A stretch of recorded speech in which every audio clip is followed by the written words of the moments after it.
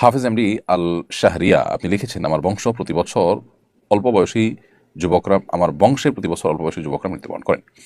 আমাদের সকলের মৃত্যু হবে আমরা জানি, কিন্তু এরকম হতে থাকলে আমার বংশ তো নির্বংশ হয়ে যাবে। শোনা যায় আমার বংশে অভিশাপ আছে, তার কারণ কি এমন হয়? তার কারণে কি এমন হয়? ভাই আল শাহরিয়া, আপনাকে এই প্রশ্ন উত্তরে বলতে চাই, কারোর বদদোয়া লেগে ওই বংশের কোনো মানুষ বাঁচে না, এটি মনে করবার কোনো কারণ নেই। আহ, যদি কেউ কোনো অন্যায় করে থাকে, তার প্রতি কারোর মনে কষ্ট বেদনা হয়ে থাকে, মাজলুমের আর্তনাদ বা মনোবেদনার কারণে ক্ষতিগ্রস্ত হলে সে ব্যক্তি হবেন। তার আগত বংশধররা কেউই টিকবে না, সবাই মারা যাবে ওই আগের কারোর বদদোয়ার কারণে, এমনটি হওয়ার কোনো কারণ নেই। কারণ আল্লাহ আল্লাহ তালা কোরআন কারিমে বেশ কয়েকটি জায়গায় একই কথা বলেছেন, তা হলো কারোর পাপের বোঝা অন্য কেউ বহন করবে না। সো আপনার বংশের কেউ একজন কোনো অন্যায় করেছেন, তার পাপের বোঝা পরবর্তীতে যারাই আসবেন ওই বংশে সবাই বহন করতে থাকবেন, এমনটি মনে করবার কোনো কারণ থাকতে পারে না।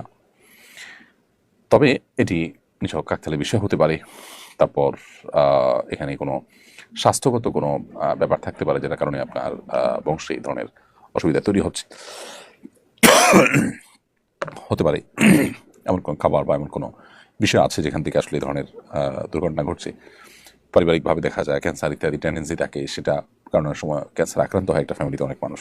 এরকম নানাবিধ স্বাস্থ্যগত হিস্ট্রিক্যাল কোনো ইস্যু থাকতে পারে, সেটা আপনারা চেক করতে পারেন, কিন্তু এটাকে বদদোয়া হিসাবে চালিয়ে দেওয়ার কোনো যৌক্তিক কারণ থাকতে পারে না।